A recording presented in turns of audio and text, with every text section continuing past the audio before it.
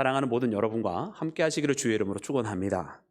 사랑하는 여러분, 예레미야 7장에서 하나님께서 예레미야 선지자를 부르셨습니다.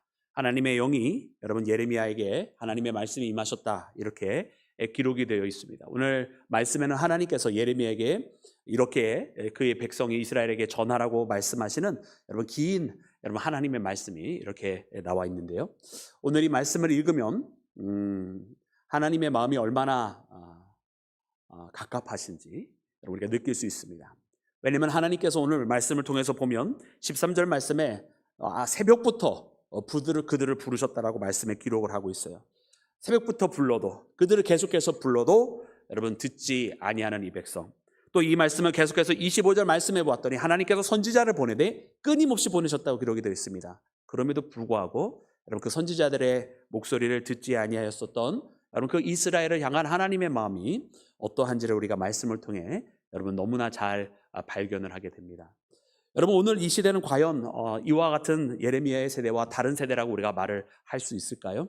여러분 하나님께서 우리를 찾기를 여러분 어느 한때만 하시는 것 아니죠. 주일날 예배 시간에만 하는 것 더더욱 아니십니다. 하나님은 1년 365일 하루 24시간 내내 우리를 찾으십니다. 문제는 그렇게 우리를 계속해서 찾으시는 그 하나님 앞에 과연 우리는 몇 번이나 하나님의 뜻에 응답을 하였는지 오늘 말씀을 통해서 한번 다시 돌이켜 봐야 할 것입니다. 왜냐하면 오늘 말씀해 보니 이내 응답하지 아니하는 이 이스라엘 백성에 대하여서 하나님께서 단호한 결정을 내리시는 것을 봅니다. 여러분 그래서 오늘 그 말씀을 함께 보면서 여러분 이스라엘의 그 가증한 죄와 또 하나님 앞에 반드시 세움을 받아야 되는 믿음의 백성의 자리가 무엇인지를 발견하고 여러분 하나님의 마음을 갑갑하게 했었던 저 구약시대의 이스라엘처럼 오늘 우리가 살아가지 말고 여러분 하나님의 마음을 시원하게 해드릴 수 있을 만한 그런 하나님께서 정말 자랑스러워할 만한 그런 믿음의 자녀 우리 모두가 되기를 주님의 이름으로 축원합니다. 사랑하는 여러분, 오늘 말씀 가운데 보니까 하나님께서 이스라엘 백성들에게 이렇게 선포하라고 하시면서 하신 말씀, 그 첫 번째 마디는 바로 이 말씀이었습니다. 우리 그 말씀 충격적인 말씀인데요, 함께 말씀 읽겠습니다. 우리 4절 말씀입니다. 우리 다 같이 함께 읽겠습니다. 시작. 너희는 이것이 여호와의 성전이라 여호와의 성전이라 여호와의 성전이라 하는 거짓말을 믿지 말라. 아멘. 여러분 하나님께서 이렇게 여러분 예레미야에게 가서 전하라고 그랬어요.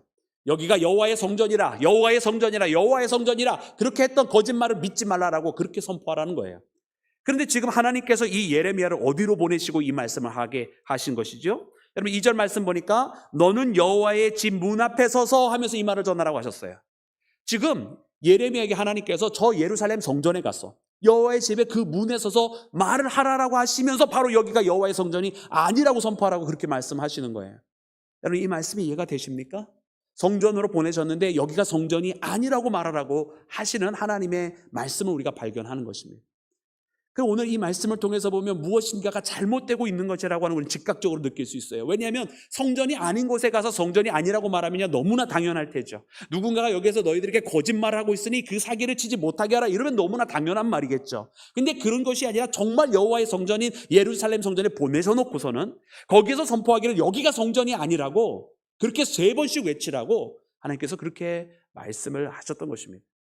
여러분 오늘 이 말씀은 이스라엘 백성들에게는 여러분 메아리가 되어서 이 마음속에 외쳐지는 메시지가 있어요. 그 말씀은 어느 말씀이냐면 바로 이사야서에 나와 있는 말씀인데 너희는 나아가 예루살렘 성전으로 너희는 나아가 여호와의 성전으로 하시면서 3번 말씀하실 때가 있습니다. 이사야의 입술을 통해서 하나님께서 그의 백성들에게 주신 말씀이 그 여호와의 성전으로 나아가 경배하라, 여호와의 성전으로 나아가 제사하라, 여호와의 성전으로 나아가 찬양하라. 할렐루야. 여러분 그렇게 그와 같은 선포를 들은 것이 바로 지금 있는 그 여호와의 집 예루살렘 성전입니다. 바로 여기가 여호와의 성전이니까 여기서 찬양하고 여기서 제사하고 여기서 경배하라는 거예요. 그러면 여기는 어디입니까? 여호와의 성전입니까? 아닙니까? 여호와의 성전이 맞습니다. 그렇게 선포되어졌고 이사야 때라고 한다면 이 예레미야로부터 100년 전 사건이에요. 그런데 이 100년 사이에 뭔가 벌어진 거예요. 그 이사야는 그때의 말씀을 선포하기를 뭐라고 선포를 해주셨냐면 하나님께서 그의 입술 가운데 준 말씀이 37장 말씀에 보니까 우리가 주일에 예수님께서 하셨던 그 말씀, 인용하셨던 그 말씀, 어미 닭이 그 날개를 치며 새끼를 지키듯이 이 예루살렘을 지키실 것이다. 할렐루야. 이와 같은 예언을 누구에게 주셨다고요? 이사야에게 주셨다고요. 지금 예레미야보다 몇 년 전에 100년 전에 그때는 이 예루살렘을 지키시겠다고 하신 그 예언을 분명하게 주셨어요. 그런데 이 100년 사이에 뭔가가 벌어진 것입니다. 그 성전에 가서 경배하고 제사하고 찬양하라고 그랬는데 지금은 하나님께서 여기가 성전이라고 말하고 성전이다라고 말하는 그것은 거짓말이라고 말을 해주라는 거예요. 뭔가가 벌어진 것이겠죠. 여러분, 그것은 바로 이 이스라엘 백성들이, 이곳에서 하나님의 집에 임해야 되는 그 이스라엘 백성들이 여러분 변해버렸기 때문에 그렇습니다. 그래서 오늘 말씀 가운데 3절에 보면 먼저 이렇게 말씀하십니다. 너희의 길과 행위를 바르게 하라. 바르게 하면 이곳에 살게 하겠다 말씀하세요. 그러니까 이스라엘 백성이 그의 행실이 어그러진 게 생겨진 것이죠. 바르지 못한 일을 벌어지고 있었어요. 그 내용은 무엇인가? 5절과 6절에서는 먼저 윤리적인 말씀을 해주고 계십니다. 너희가 만일 이 길과 행위를 참으로 바르게 하여 이웃들 사이에서 정의를 행하며, 여러분 그들 가운데 정의가 있지 않고 불의가 있었다라는 뜻이겠죠. 또 그 다음에 이방인과 고아와 과부를 압제하지 아니하며, 여러분 이렇게 힘들고 어려운 사람들을 압제하고 있었다라는 이야기겠죠. 무죄한 자의 피를 흘리지 아니하며, 무슨 뜻입니까? 무죄한 자의 피를 흘렸다라는 이야기죠. 모함하고 작당하고 그런 일이 벌어지고 있었다는 거예요. 그런데 오늘 본문 이 7장 말씀에 계속해서 가장 많이 언급되고 있는 것은 하나님 앞에 가증한 신을 섬겼던, 여러분 우상을 섬겼던, 심지어 하나님의 성전에서 우상을 섬겼던 그런 일들이 여러분 그들의 삶 가운데 있었기 때문에 그렇습니다. 여러분 그래서 하나님께서 이 백성에 대해서 말씀하시는 것은 10절 말씀에 여러분 너무나 뻔뻔한 자들이라고 말씀을 하시는 거예요. 10절 말씀 우리 함께 읽겠습니다. 우리 다 같이 합독합니다. 시작. 내 이름으로 일컬음을 받는 이 집에 들어와서 내 앞에 서서 말하기를 우리가 구원을 얻었나이다 하느냐. 이는 이 모든 가증한 일을 행하려 함이로다. 아멘. 하나님 앞에 와서, 하나님의 집에 들어와서 하나님 앞에 서서 내가 구원을 얻었나이다 라고 과연 할 수 있겠느냐는 거예요. 이 모든 일을 행하면서 이 모든 하나님께서 원치 아니하는 불의와 압제와 무고한 자의 피를 흘리고 있으면서 하나님 앞에 나와서 내가 하나님으로 말미암아 구원을 얻었습니다라고 어떻게 감히 이야기할 수 있느냐는 말씀이에요. 여러분 어쩌면 많은 사람들은 거꾸로 생각을 하고 있는지 몰라요. 세상에서 내가 아무렇게 살아도 그저 하나님의 집에 와서 믿습니다 아멘 그러면 구원받는 것으로, 그렇게 하면 그것이 예수님을 제대로 믿는 것이라고 착각을 하고 있다라는 말이에요. 여러분 믿음이라고 하는 것은 결단코 내가 입술로 믿습니다라고 말하는 것이 믿음이 아닙니다. 내가 정말로 예수님을 믿으면 그에 합당한 삶으로 살아가는 것이고 하나님의 말씀에 내가 응답을 해야 되는 것이고 예수님의 뜻에 맞추어서 살아가는 것이 진짜 믿는 사람들의 모습입니다. 그러기에 야고보는 이야기하기를 자신의 믿음을 행위로서 드러내겠다고, 나는 내 믿음을 그렇게 내 삶으로 나타내겠다고 고백한 사람이 바로 야고보였습니다. 여러분 진짜 살아있는 믿음은 여러분 우리의 삶의 모습을 통해서 나타나고 드러나고 누가 말하지 아니해도 그것을 통해서 열매를 맺는 줄로 믿습니다. 근데 그때 당시에 이스라엘 사람들은 그러지 아니했다는 거예요. 자기들이 하나님을 잘 믿고 있다라고 착각을 했었다는 이야기예요. 그렇게 하나님 앞에 와서 예루살렘 성전에 들어와서 제사를 드리면 자기네들이 밖에서 무슨 짓을 하며 살아도 괜찮은 것처럼 여러분 착각을 하며 살아가고 있었다라는 이야기예요. 그리고서 하나님 앞에 내가 구원을 얻었나이다. 어떻게 뻔뻔하게 그런 소리를 내 앞에서 하느냐? 하나님께서 말씀하시죠. 여러분 우리가 매주 이렇게 하나님 앞에 모여서 우리가 예배를 합니다. 우리가 뭐 인터넷도 있고 1부 예배도 있고 2부 예배도 있고 대략 어떤 때는 170여 명, 어떤 때는 180여 명 이렇게 예배를 드립니다. 여러분 그 예배 가운데 과연 하나님께서 몇 명의 예배를 받으실까? 오늘 이 말씀에 비추어 때 몇 명의 예배를 받으실까? 여러분 생각을 해보면 정말 아찔하지 아니할 수가 없어요. 우리가 주중에 어떻게 살았는지를 통해서 하나님께서 그 시간에 예배를 받는 자가 있기도 하지만, 그러나 주중에 하나님과 전혀 관계없는 삶을 살고 심지어는 나가 하나님 앞에 배반하는 듯한 삶을 살아갔던 사람이 그냥 주일에 예배 와서 찬송가 몇 장 부르고 성경 몇 장 읽고 아멘 하면 구원받는다라고 착각을 하는 그때 하나님께서 너가 어째 내 앞에 구원을 얻었다라고 감히 말할 수 있느냐라고 말씀하실 것 같아서 아찔한 거예요. 할렐루야. 그렇게 하지 말으라는 거예요. 여러분 그래서 오늘 말씀 가운데 보면 하나님께서 내가 에브라임을 치워버리듯이 치워버리겠다 말씀. 여기서 말하는 에브라임은 바로 먼저 이 지금 남 예루살렘보다 먼저 멸망한 북이스라엘을 말하는 거예요. 이 북이스라엘을 치워버리듯이 내 앞에서 치워버리겠다고 말씀을 하시지 않습니까? 여러분 오늘 말씀 가운데 하나님께서 이 예루살렘의 운명에 대해서 예언을 해주시는 거예요. 우리 말씀은 12절 말씀에 이렇게 기록이 되어 있습니다. 우리 12절 말씀 함께 읽을까요? 우리 다 같이 합독합니다. 시작. 너희는 내가 처음으로 내 이름을 둔 처소 실로에 가서 내 백성 이스라엘의 악에 대하여 내가 어떻게 행하였는지를 보라. 아멘. 여러분, 하나님께서 여러분 실로의 하나님의 첫 처소, 여러분 이 실로가 어디입니까? 실로가 이스라엘이요. 이 애굽에서 출애굽을 해가지고 여러분 광야에서의 시간을 보내고 난 다음에 요단강을 건너서 약속의 땅 가나안으로 들어갔잖아요. 그래서 그 가나안 땅에 들어가서 처음으로 성막을 세우고 성소를 세우고 그 가나안 땅에 있었던 그 정복의 기간뿐만 아니라 나중에 예루살렘 성이 지어지기 전까지 여러분 이 실로는 바로 사사들이 선지자들이 있었던 곳입니다. 그래서 이 실로 가운데 우리가 잘 아는 선지자가 바로 엘리 제사장도 있고 또 우리 사무엘도 있고 그렇지 않습니까? 여러분 실로라고 하는 것은 하나님께서 약속의 땅 가나안 땅에 들어와서 성전 있기 전에 하나님의 성소를 세웠던 곳이고 그리고 거기에 언약궤를 모시고 있었던 그런 곳이에요. 근데 그 실로가 어떻게 되었느냐? 나중에 무너지게 되잖아요. 하나님의 성소였지만 무너지게 하시더라는 거예요. 여러분 그곳에 우리가 잘 아는 엘리의 두 아들 홈니와 비느하스 그의 죄에 대해서는 우리가 성경 말씀에 있는 대로 잘 알고 있습니다. 그러나 그것은 그들 둘만의 죄가 아니라 그때 당시에 온 이스라엘에 그렇게 영적으로 어두워졌었던 세대, 심지어 제사장이었던 엘리조차도 영적으로 어두워져 있었던 그 세대를 잘 드러내주고 있어요. 그 아들의 잘못을 뻔히 알면서도 아들의 잘못을 고치지 못하고 있었던 엘리 제사장, 결국 아들은 그의 잘못 때문에 심판받아서 쓰러져 죽지만은 그의 아버지 엘리는 아들이 죽었다는 소식과 함께 그 자리에서 또 쓰러져 죽는. 하나님은 때가 되면 모두를 다 심판하시는 거예요. 잘못을 저지른 자뿐만 아니라 그 잘못을 저지른 자를 바로 세워야만 하는 책임 있는 자, 제사장이 있는데 그 잘못을 바로 세우지 못한 자도 결국은 하나님께서 심판하시는 것을 봅니다. 그 실로가 결국 무너지게 됩니다. 하나님께서 이 모습을 왜 이야기하시냐면 지금 하나님의 성전은 절대로 무너지지 아니할 것이다라고 하는 잘못된 신념을 가지고 있는 사람들이 있어요. 아까도 이야기한 것처럼 이사야를 통해서 100년 전에 주셨던 그 예언을 가지고선 지금 100년 후에 이 시간에도 여전할 것이라고 착각하고 있는 사람이 있더라는 말이에요. 여러분 100년 전에 하나님께서 이사야에게 주셨던 그 말씀, 그 어미닭이 날갯짓을 하며 새끼를 지키듯이 예루살렘을 지키겠다, 이 말씀이 거짓이기 때문에 하시는 말씀이 아니에요. 그 말씀은 분명히 이루어졌습니다. 그때 당시에는 아수르가 침공해 오던 때예요. 그리고 그때는 하나님 앞에 그래도 남유다는 매달리는 자들이 있었어요. 그때는 하나님께서 이 아수르로 하여금 물러가게 하시고 이 예루살렘을 지키셨다는 말입니다. 그런데 사랑하는 여러분, 그것은 그때 당시의 믿음이었어요. 100년 전의 믿음이었고요. 100년 전의 이스라엘이었고요. 그때 당시 이스라엘은 하나님 앞에 그래도 돌아오고 회개를 했었더란 말입니다. 그러니까 하나님께서 지켜주신 거예요. 근데 100년 후에는 어떤 믿음이냐? 100년 전에 그들의 할아버지의 믿음을 가지고, 증조 할아버지의 믿음을 가지고 살고 있는 게 아니란 말이에요. 그들의 선대왕의 믿음을 가지고 살고 있는 그 시대가 아니란 말이에요. 지금은 돌이키지 아니하는 백성들이란 말입니다. 말을 해도 듣지 아니하는 백성이요. 회개하려고 하나님께서 새벽부터 찾아도 듣지 아니하려고 했었던 그 백성이 있었던 세대란 말이에요. 근데 사람들은 어떤 마음을 가지고 있느냐? 100년 전에 그들을 향하여 주셨던 예언이 아직까지도 유효한 줄 알고 착각하며 살아가고 있더라는 거예요.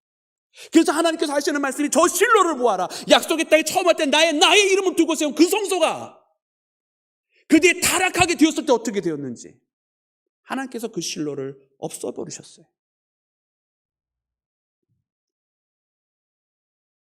그러므로 예루살렘은 앞으로 어떻게 되겠느냐? 하나님께서 사실은 물음표 아닌 물음표를 달아주신 거예요. 저 실로도 그렇게 첫 하나님의 성소를 그신 두 곳도 그들이 죄가 가운데 타락하게 되었을 때 하나님께서 역사 속에서 지워버리셨다라고 하면 이 예루살렘도 얼마든지 하나님께서 지워버리실 수 있다라는 말씀을 하시는 거예요. 여러분, 잘못된 신뢰와 믿음이 이스라엘 가운데 있었어요. 여러분, 그들이 뭘 믿고 있었느냐? 그들을 지키시는 하나님을 믿었던 게 아니라 100년 전의 역사 속에서 그들이 경험했었던 역사적인 사건, 그들의 기억을 믿고 있더라고요. 사랑하는 여러분, 100년 전의 사건은 100년 전의 사건이고요. 오늘 우리의 믿음이 필요한 것입니다. 여러분, 우리가 우리의 선대의 믿음을 가지고 오늘 우리가 살아가고 있는 거 아니에요. 우리 한국교회가 정말 하나님 앞에 기도하면서 밤을 새워가면서 했었던 그 기도, 그때는 우리 선조들의 신앙이고 우리 선배들의 신앙이지 우리의 신앙은 아니에요. 하나님께서 그 시대를 축복하시고 그 시대에 인도해 주시고 그 시대를 복되게 하신 것은 그때 당시에 일어난 사건이지만, 그때 당시에 그렇게 복을 주셨다고 해서 지금 이 시간을 복을 주시는 건 아니에요. 지금 이 시간은 우리의 믿음이 필요한 거예요. 지금 이 시대는 우리가 하나님 앞에 바로 세워져야 되는 거예요. 그때 당시에 했었던 눈물이 지금도 유효한 것이 아니라는 말이에요. 그래서 오늘 이 말씀을 붙들면서 참으로 마음에 힘들고 어려운 갈등이 생겨지는 거예요. 과연 이 나부터 부족한데 과연 나는 하나님의 말씀을 제대로 전하고 있느냐? 듣지 않기를 원한다고 하니까 나도 전하기를 포기해야 되겠다고 생각하고 있는 것은 아니냐? 그래, 뭐 다 불편할 게 뭐가 있어, 그냥 다 편하게 살자. 근데 그게 아니더라는 거예요. 하나님께서 얼마나 답답하시면 이렇게 말씀하셨을까라는 생각이 들어요. 16절 말씀에는 이렇게 기록이 되어 있습니다. 우리 다 같이 16절 말씀을 함께 읽겠습니다. 시작. 그런즉 너는 이 백성을 위하여 기도하지 말라. 그들을 위하여 부르짖어 구하지 말라. 내게 간구하지 말라. 내가 네게서 듣지 아니하리라. 아멘. 하나님께서, 여러분, 우리 하나님은 기도를 들으시는 분이에요? 기도를 안 듣기를 원하시는 분이에요? 할렐루야. 그래서 그냥 바로 대답을 해주시네요. 맞아요. 우리 하나님은 기도를 듣기를 원하시는 분이십니다. 그런데 오늘 하나님께서 예레미야에게 이 백성을 위하여 기도하지 말라. 이 백성을 위하여 부르짖어 기도하지 말고 내게 간구하지도 말라. 하나님 말씀하십니다.